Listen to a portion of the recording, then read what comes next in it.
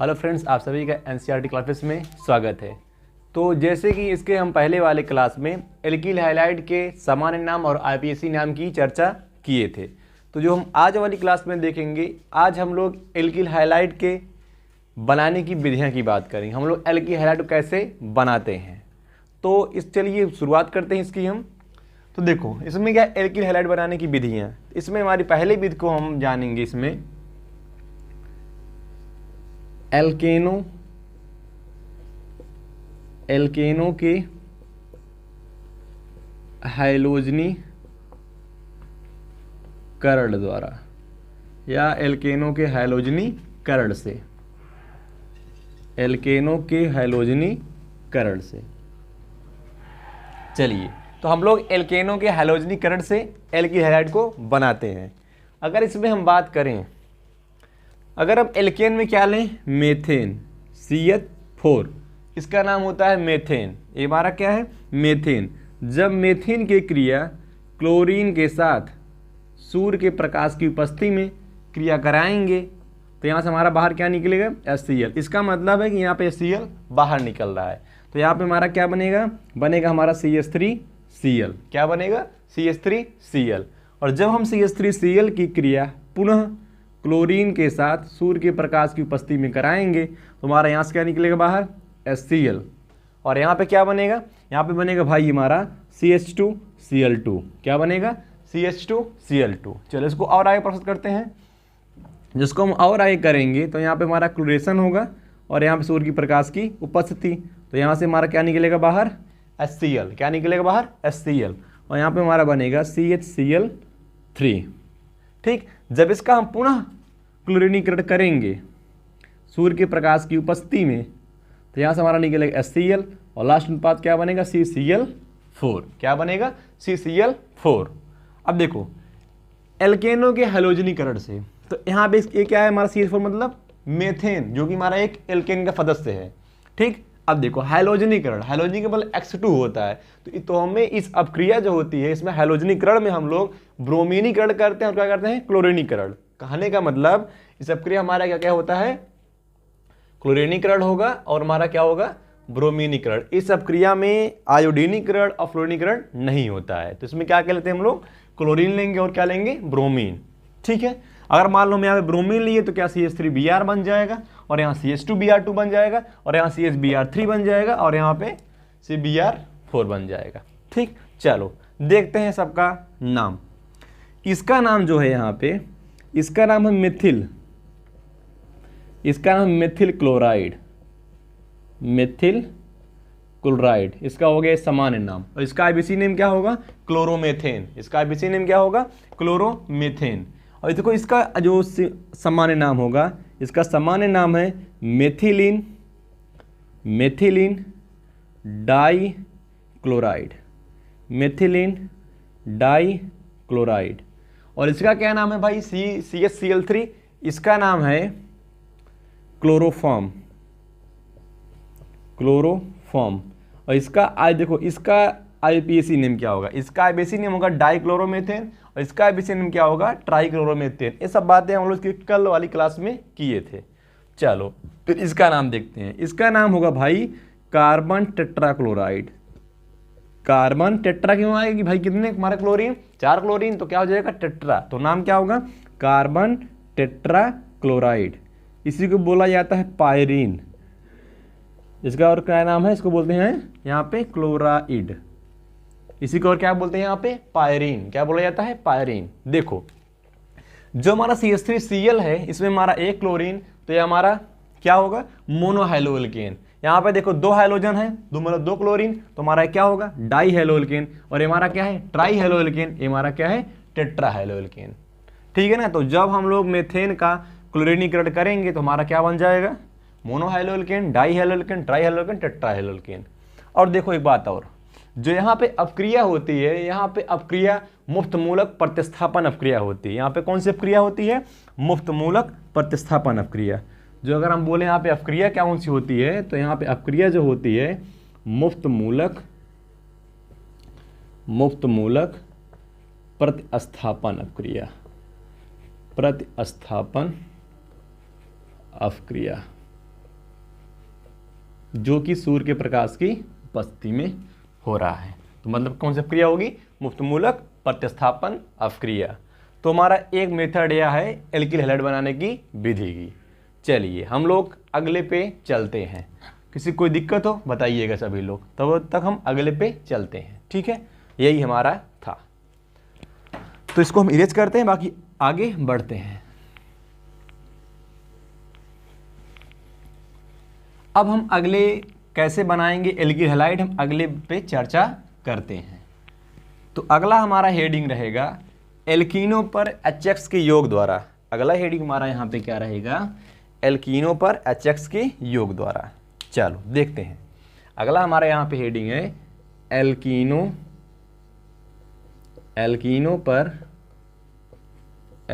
पर HX मतलब होता है भाई हाइड्रोजन अम्ल। HX पर हाइड्रोजन एल्कीनों पर हाइड्रोजन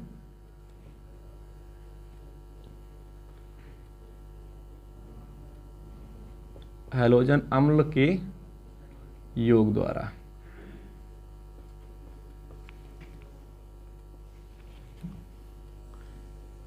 एल्कीनों पर हाइड्रोजन अम्ल के योग द्वारा।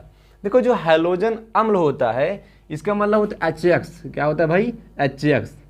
इसको बोलेंगे हाइलो अम्ल या इसको क्या बोल सकते हैं हम लोग? Hydrogen halide. ठीक है ना। चलो देखो इसमें हम लोग क्या क्या ले सकते हैं? इसमें हम लोग क्या ले सकते हैं? यहाँ पे हम चाहे क्या लें? HCl लें, चाहे हम HBr लें, और चाहे हम यहाँ पे HI ले सकते हैं। किसमें? हाइड्रोजन अम्ल में। ठीक है ना। चलो तो एल्कीनों पर हाइड्रोजन अम्लों के योग द्वारा। योग मतलब एडिशन, जुड़ना जो होता है। ठीक है। चलो देखो इससे हमारा पहला क्या है? अगर हम यहाँ लें CH2 डबल बॉन्ड CH2, ये हमारा क्या है? ये हमारा भाई एल्कीन है। क्योंकि एल्कीन क्या है भाई? C डबल बॉन्ड C, तुम्हारा डबल बॉन्ड मतलब एल्कीन। जहां भी दिख जाए हमें C बाई सिंगल बॉन्ड, इसका मतलब क्या होता है? Alkene. C by double bond alkene, C by triple bond ये हमारा क्या होता है? एल्काइन। आपको ये सब बातें पहले से मालूम होगा। चलो हम अपने टॉपिक पे बात करते हैं। मान लो हमारा ये क्या है? CH2 डबल बॉन्ड CH2 जो कि हमारा एक एल्कीन है। ठीक है। जब हम लोग एल्कीन पर HX का योग कराएं, HX मतलब चाहे यहाँ पे क्या ले लो? X में चलो Cl ले लो, ये हमारा क्या बन गया? HCl। है तो एक HX, है तो एक हैलो अम्ल ही ना। ठीक है। चलो जब इसका हम योग कराएंगे तब यहाँ जो होगा योग, तो जो यहाँ पे योग होगा, यहाँ पे योग जो होता है एक होता है मार्कोनी-काफ का नियम, एक होता है एंटी मार्कोनी-काफ का नियम। ठीक है ना। तो यहाँ पे क्या हो जाएगा? इसका योग हो जाएगा। जब इसका यहाँ पे योग हो जाएगा तो यहाँ बनेगा CH3 CH2 Cl। क्या बनेगा? CH3 CH2 Cl। ठीक है। चलो अगले पे बात करें। अगर देखो ये हमारा सम्मित एल्कीन है। सम्मित एल्कीन मतलब होता है कि डबल बॉन्ड की देखो इस तरफ जो वही तरफ इस तरफ रहेगा, तो क्या हो जाएगा? इसका इसमें योग हो जाएगा। चलो अगले पे बात करते हैं। मान लो हम ले लें RCH डबल बॉन्ड CHR, ये भी हमारा क्या है? सम्मित एल्कीन। सम्मित एल्कीन मतलब दोनों इक्वल हो जाए, मतलब जो डबल बॉन्ड के पहले हो, डबल बॉन्ड के बाद अगर दोनों सेम है तो हमारा सम्मित एल्कीन होगा। अगर दोनों हमारे डिफरेंट होंगे तो हमारा क्या हो जाएगा? असम्मित एल्कीन। जब इसकी क्रिया हम लोग किससे करा लें? चलो कुछ और लेते हैं। यहाँ पे हम मान लो HBr ले लिए, ये लोग हम यहाँ पे HBr ले लेंगे। तो देखो क्या करना है, कुछ नहीं, योग करा दो। तो यहाँ से क्या हो जाएगा? R, यहाँ से H ऐड इसमें हो जाएगा तो CH2, और यहाँ से CH, और यहाँ से Br, और यहाँ से एल्किल। तो यहाँ पे हमारा योग हो जाएगा। ठीक है। कोई दिक्कत किसी को नहीं है। ये हमारा क्या हो गया? सम्मित एल्कीन। ठीक। देखो इतना तो हो, किसी कोई दिक्कत नहीं हो जाएगी। चलो अगले पे बात करें। तो ये हमारा एक योग हो गया। अगर हम दूसरा इस पे योग कराएं, देखो दूसरा जो योग की बात कर रहे हैं उसको सभी लोग देखो ध्यान से। तो इसको हम यहाँ पे इरेज करते हैं।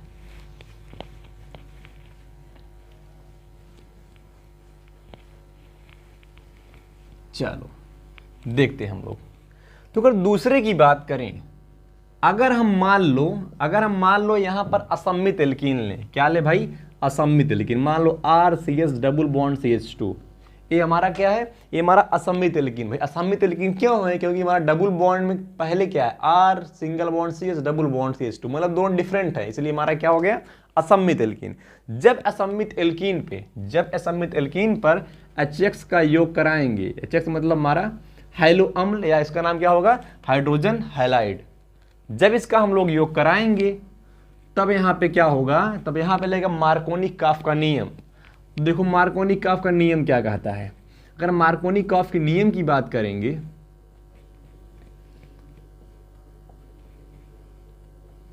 ठीक, क्या बोले हम, मार्कोनी-काफ का नियम। देखो मार्कोनी-काफ ने क्या कहा था, मार्कोनी-काफ का जो नियम होता है वो यही कहता है कि एल्कीनों में, देखो एल्कीनों में हाइड्रोजन उस परमाणु पर जाकर जुड़ेगा जिस पर हाइड्रोजन की संख्या न्यूनतम होगी। फिर से हमारी बात को सुनिएगा, देखो मार्कोनी-काफ जो नियम कहता है कि एल्कीनो में हाइड्रोजन उस कार्बन परमाणु पे जाकर जुड़ेगा जहां पर हाइड्रोजन की संख्या न्यूनतम है। तो भाई इसमें न्यूनतम किस कार्बन पर है, इस पे है, तो इस पे क्या जुड़ जाएगा, हाइड्रोजन इस पे जुड़ जाएगा। ठीक है, बात समझ गए, तुम्हारे यहां से क्या बन जाएगा, या कोई एल्केन बन जाएगा। ठीक, कहने का मतलब साफ साफ यही है भैया कि जहां पर हमारा यहाँ पे हाइड्रोजन संख्या कम होगी वहां जाकर हाइड्रोजन को जोड़ देंगे। बात समझ गए, चलो अगले पे बात करते हैं। देखो यहाँ पे जो हम लोग हाइड्रोजन लेते हैं, यहाँ पर हाइड्रोजन में हम लोग क्या ले सकते हैं, क्लोरीन, चलो थोड़ा इसको नीचे लिखते हैं, यहाँ पे हम लोग क्या ले सकते हैं हाइड्रोजन में, क्लोरीन, ब्रोमीन, आयोडीन, यहाँ पर हम लोग हाइड्रोजन में ले सकते हैं। ठीक है, हमारी मर्जी, चाहे हम Cl लें, चाहे हम Br लें, चाहे हम I लें। ठीक है, ये हमारा क्या है, ये होता है मार्कोनी-काफ का नियम। ये हमारा क्या है, मार्कोनी-काफ का नियम, मार्कोनी-काफ का नियम, ये हमारा क्या है, मार्कोनी-काफ का नियम। ठीक, फिर से एक बार हम रिपीट करते हैं। देखो मार्कोनी-काफ का नियम यही कहता है किसी एल्कीन में हाइड्रोजन परमाणु उस कार्बन पर जाकर जुड़ेगा जहां पर हाइड्रोजन संख्या न्यूनतम हो। ठीक है, वही हमारा क्या होगा, मार्कोनी-काफ का नियम।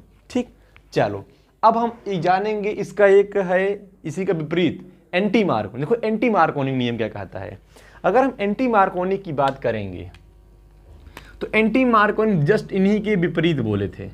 जैसे इन्होंने बोला था कि हाइड्रोजन उस परमाणु से जुड़ेगा जहां पर हाइड्रोजन परमाणु उस कार्बन से जुड़ेगा जहां पर हाइड्रोजन संख्या न्यूनतम होती है, लेकिन एंटी मार्कोनी ने क्या बोल दिया कि देखो एल्कीनो में हाइड्रोजन उस कार्बन परमाणु पर जाकर जुड़ेगा जहां पर हाइड्रोजन संख्या अधिकतम हो। वो क्या था नियम, एंटी मार्कोनी का। चलो हम लोग एग्जाम्पल की तरह देखते हैं, चलो एक एग्जाम्पल भी कर लेते हैं ना, नहीं तो अधूरी नहीं कहानी होनी चाहिए। मान लो हम यहाँ पे एग्जाम्पल में CH3 CH double bond CH2 और यहाँ पे हम ले लें HCl, तो भाई यहाँ पे कौन सा नियम लगाएंगे, मार्कोनी-काफ का नियम। तो जो मार्कोनी-काफ का नियम लगेगा तो हम लोग ऐसे इसको जोड़ देंगे, यहाँ से हमारा Cl हो जाएगा और यहाँ से हमारा क्या हो जाएगा, CH3 हो जाएगा। देखो इसका नाम क्या होगा, आसान नाम लिखना ना भाई। अगर हम इसका नाम देखेंगे तो इसका नाम क्या होगा, हम लोग काउंटिंग यहाँ से करेंगे 1 2 3, क्या 1 2 3, तो हमारे कितने कार्बन, 3 कार्बन, 3 के लिए हो जाएगा प्रोप और लास्ट में 1 इन, तो क्या होगा प्रोपीन। इसका नाम क्या हो जाएगा, प्रोपीन। और ये हमारा क्या है, हाइड्रोजन क्लोराइड, इसका नाम क्या है, हाइड्रोजन, और क्या हो जाएगा, क्लोराइड।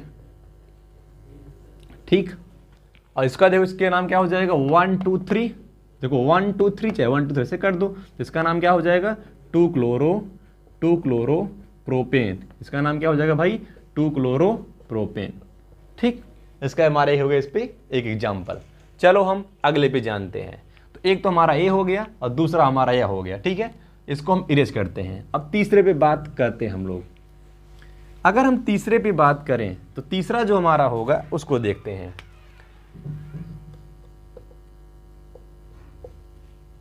देखो अगर हम बोले RCH डबल बॉन्ड CH2, ठीक, यह हमारा कोई असमित एल्कीन है। ये हमारा क्या है, असमित एल्कीन है। जब हम असमित एल्कीन में HX का योग कराएंगे तो HX हम लोग यहाँ पे क्या लेते हैं HBr, क्या लेंगे HBr। और उपस्थिति हम लोग यहाँ पे क्या लेते हैं पराक्साइड, पराक्साइड क्या लेते हैं पराक्साइड। जब यहाँ पर पराक्साइड के साथ क्रिया उपस्थिति में क्रिया कराएंगे तो यहाँ से क्या बनेगा RCH2 और यहाँ से CH2 और यहाँ से Br। सभी लोग हमारी बात को बहुत ध्यान सुनिएगा। देखो ये जो नियम है ये नियम होता है एंटी मार्कोनिक काफ का नियम। ये जो नियम क्या है भाई हमारा एंटी मार्कोनिक काफ का नियम, ये हमारा है एंटी मार्कोनिक काफ का नियम, एंटी मार्कोनिक काफ का नियम।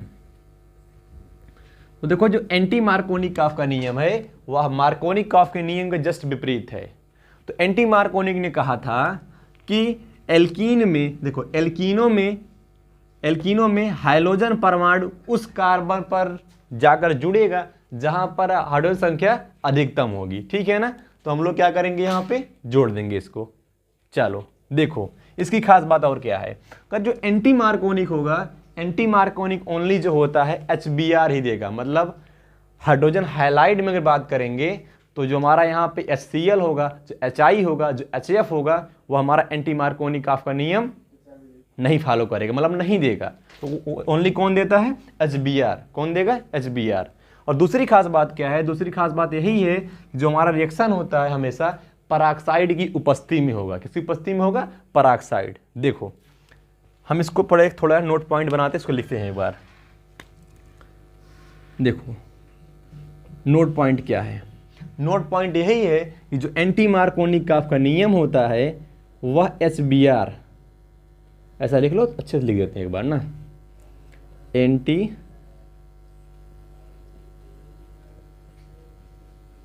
मार्कोनिक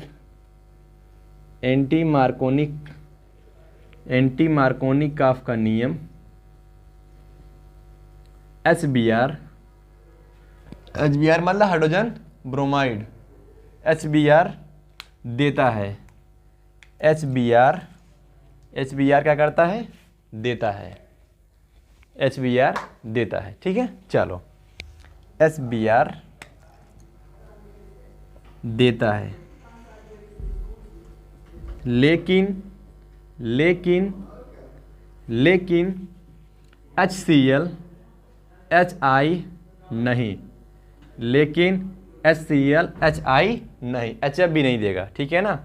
और देखो दूसरी नोट पॉइंट क्या है, पहली नोट पॉइंट हमारी ये हो गई। और दूसरी नोट पॉइंट की बात जो है, हम लोग यहाँ में पराक्साइड जो होता है, हम लोग यहाँ पर पराक्साइड में बेंजाइल पराक्साइड का प्रयोग करते हैं। कौन सा पराक्साइड लेते हैं भाई हमारा यहाँ पे बेंजाइल पराक्साइड, कौन सा पराक्साइड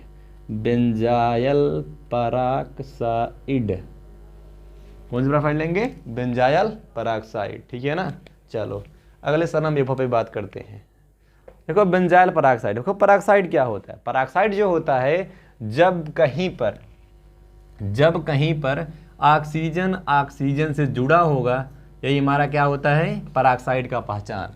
जिस किसी कंपाउंड में ऑक्सीजन से ऐड होगा वो हमारा क्या होगा पराक्साइड वाला कंपाउंड माना जाएगा।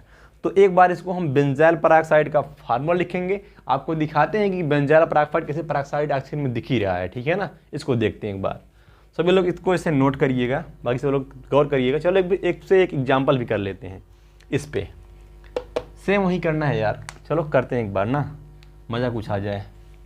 इसको हम लोग यहाँ पर मिटाते हैं, उसके बाद करते हैं, ठीक।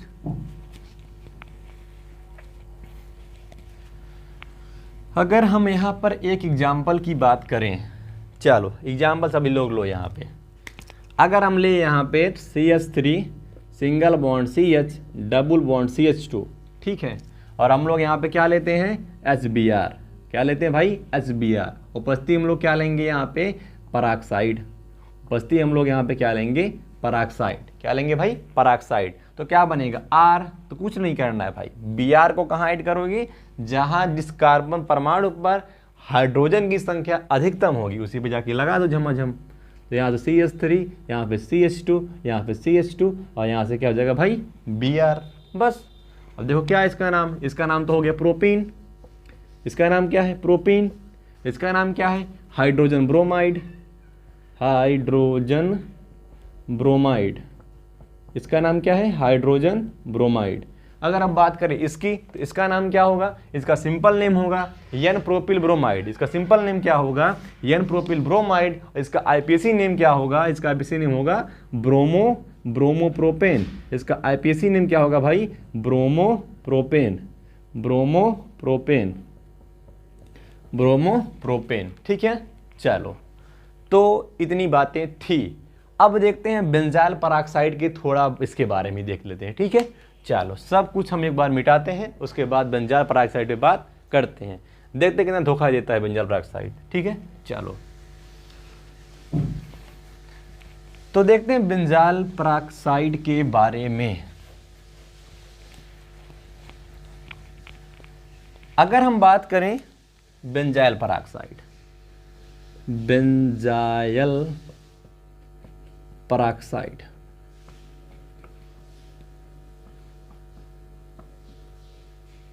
को बेंजाइल पेरोक्साइड इसका फार्मूला होता है C14H10O4। C14H10O4। और जब इसका स्ट्रक्चर बनेगा, इसका स्ट्रक्चर इस प्रकार बनेगा। सभी लोग बहुत ध्यान से अपने निगाह को इस व्हाइट बोर्ड पर जमाए रखिए।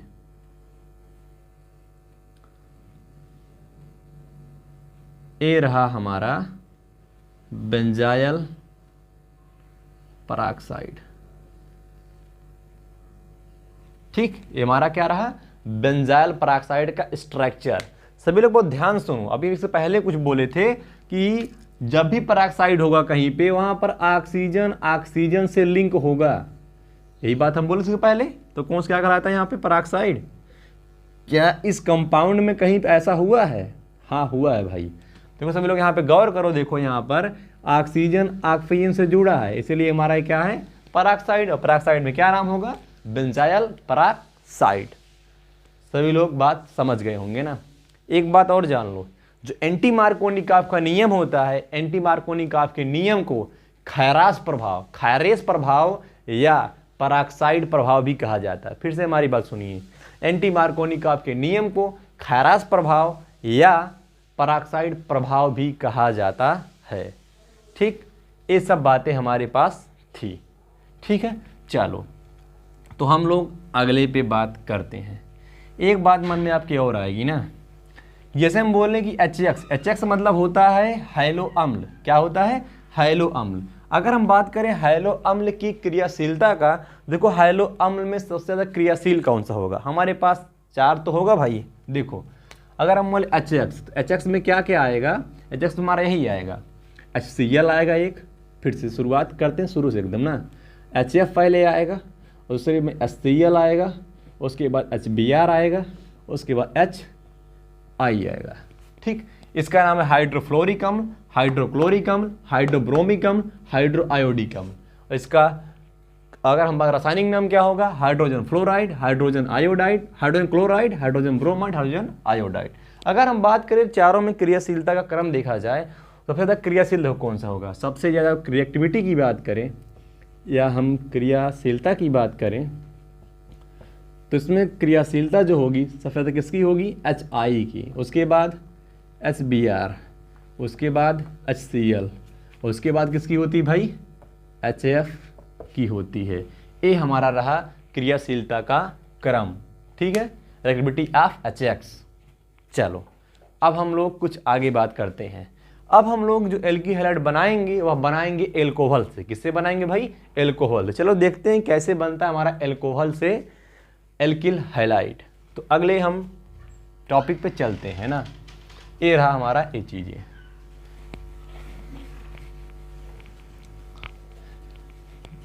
किसी कोई दिक्कत हो आप लोग कमेंट बॉक्स में बिल्कुल बेशक बताइएगा। जितनी बातें आपको वास्ते पढ़ाई गई हैं, किसी कोई प्रॉब्लम होता है आप लोग बताइएगा। बाकी आपके पास सुविधा और भी है, टेलीग्राम चैनल भी NCERT क्लासेस के नाम से, और आपको नंबर भी प्रोवाइड किया गया व्हाट्सअप नंबर।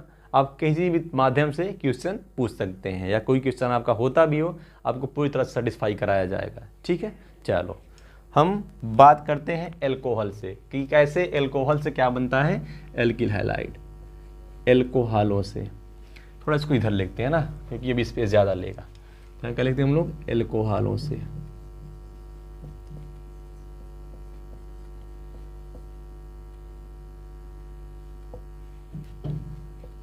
By alcohol.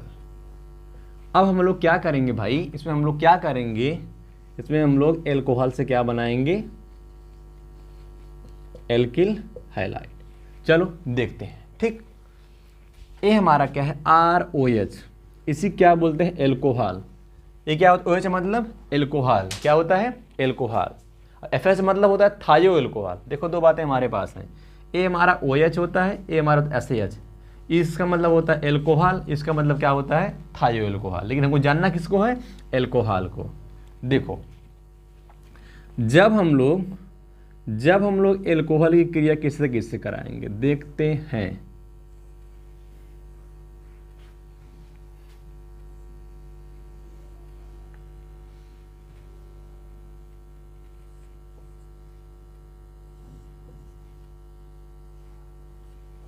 ठीक, चलो बात करते हैं ना। ठीक है, चलो अगर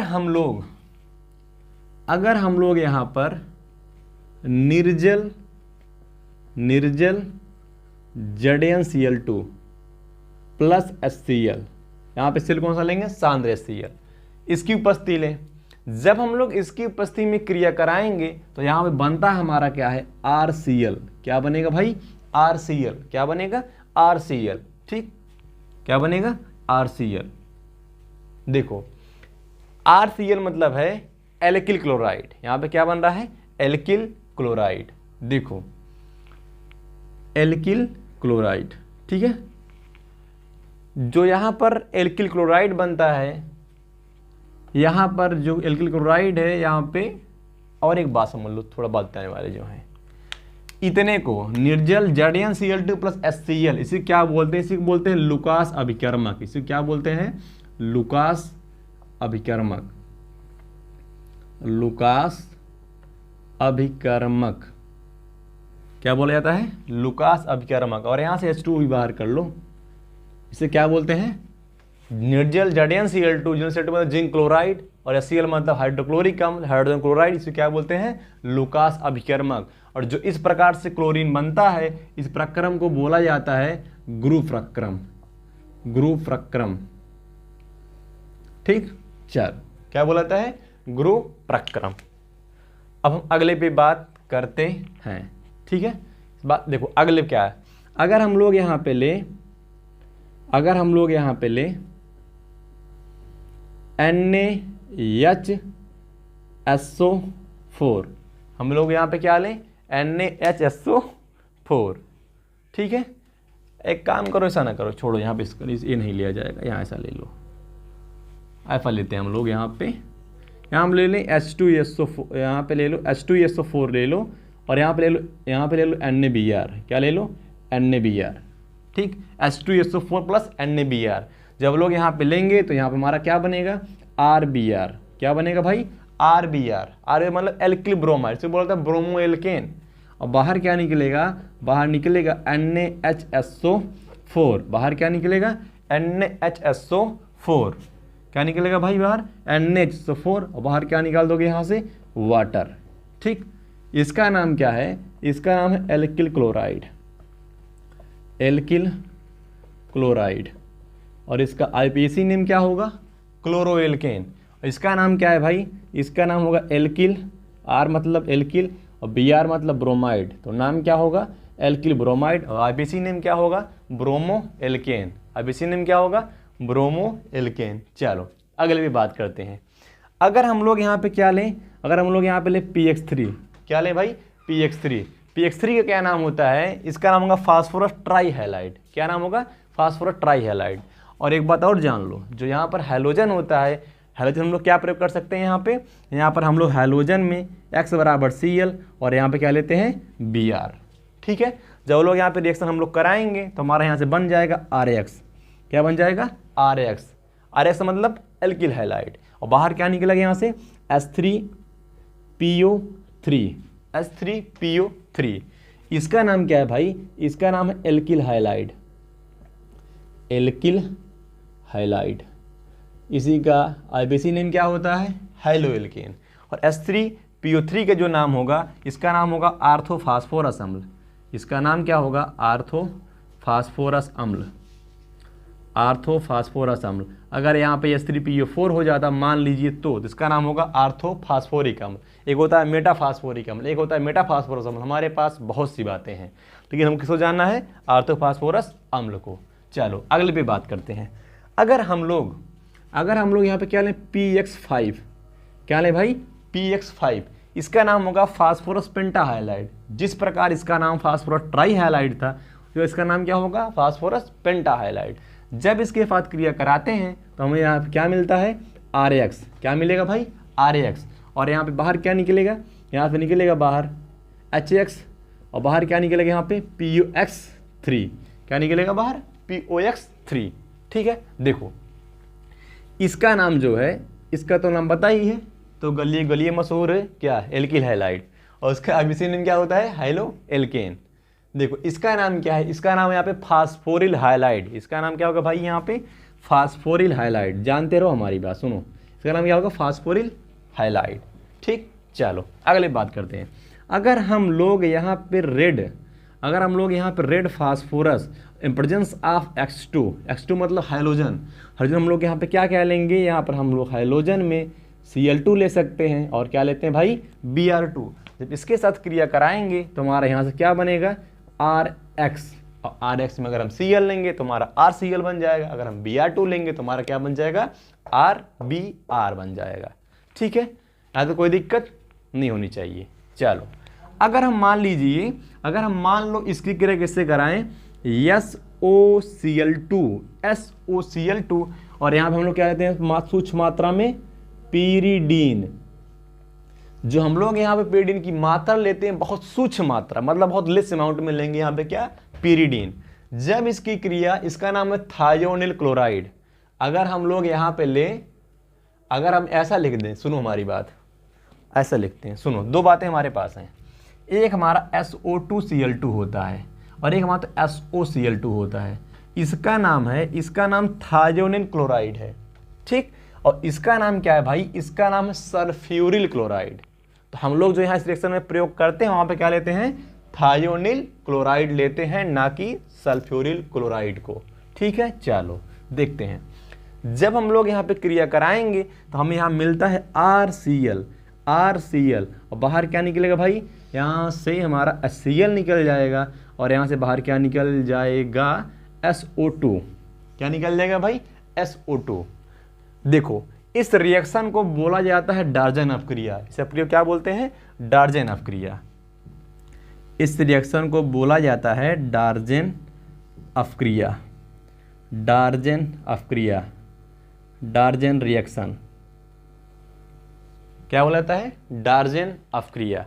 हमारी बात और सुनो, जो हमारा डार्जन अपक्रिया होता है, जो डार्जन अपक्रिया से एल्किल क्लोराइड का निर्माण होता है, यह लगभग बहुत प्योर माना जाता है, मतलब अति उत्तम कहें इसकी बात, मतलब या केमिस्ट्री लैंग्वेज में बहुत शुद्ध माना जाता है जो बनता है यहाँ पे एल्किल क्लोराइड। क्यों?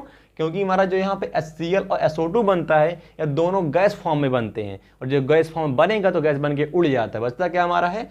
RCl। तो RCl जो होता है हमारा, बहुत अच्छा क्लोराइड प्राप्त होता है यहाँ पे। ठीक है, और सुनो हमारी बात, देखो पिरिडीन क्या होता है, इसकी और चर्चा कर लें। पिरिडीन के बारे में अभी चर्चा इसी जस्ट बात करते हैं। तो सबको इतनी बात लगभग समझ में आ गई होंगी ना? बात समझ रहे हो? चलो तो इसको हम यहीं भी इतना रखते हैं। बाकी हम पिरिडीन के बारे में थोड़ा जान लेते हैं, आखिर में पिरिडीन होता क्या है, पिरिडीन का फार्मूला क्या होता है ना, तो और पिरिडीन के बारे में जानते हैं। चलो बाकी इसको हम यहीं तक रखते हैं, पिरिडीन के बारे में देखते हैं। ठीक है, चलो तो हम इसको यहाँ से मिटा देते हैं। सभी लोग बार देख लीजिए, उसके बाद हम आगे मिटा देते हैं। ठीक, चलो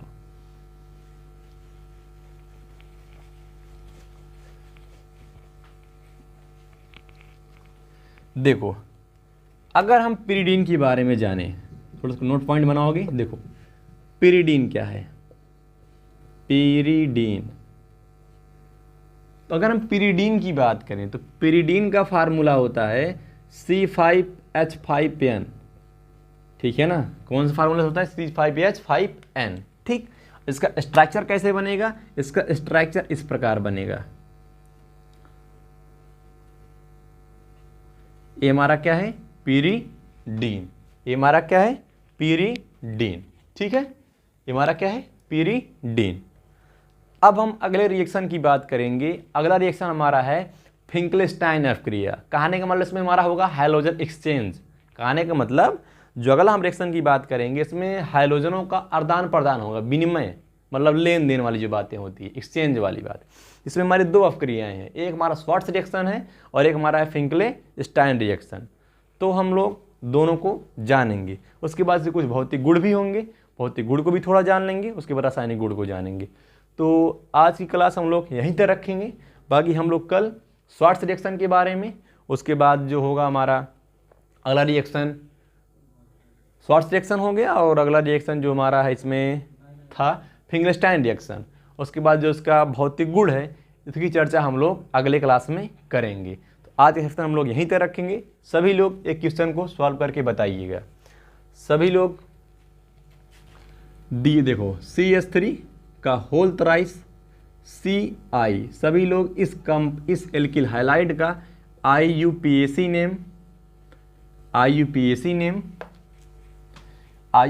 नेम और इसका सामान्य नाम। सभी लोग दोनों नाम कमेंट बॉक्स में बताइए। बाकी आपको कोई क्वेश्चन होता है, आपको सब कुछ मालूम ही है, व्हाट्सएप नंबर भी दिया गया है और चैनल का नाम भी NCERT क्लासेस टेलीग्राम पे भी है। भाई कमेंट बॉक्स से जिंदाबाद है। सभी लोग क्वेश्चन किसी माध्यम से कर सकते हो। तो आज के लिए हम लोग अलविदा लेते हैं। सभी लोग अपना ख्याल रखिएगा, मस्त रहिएगा। Bye bye, take care.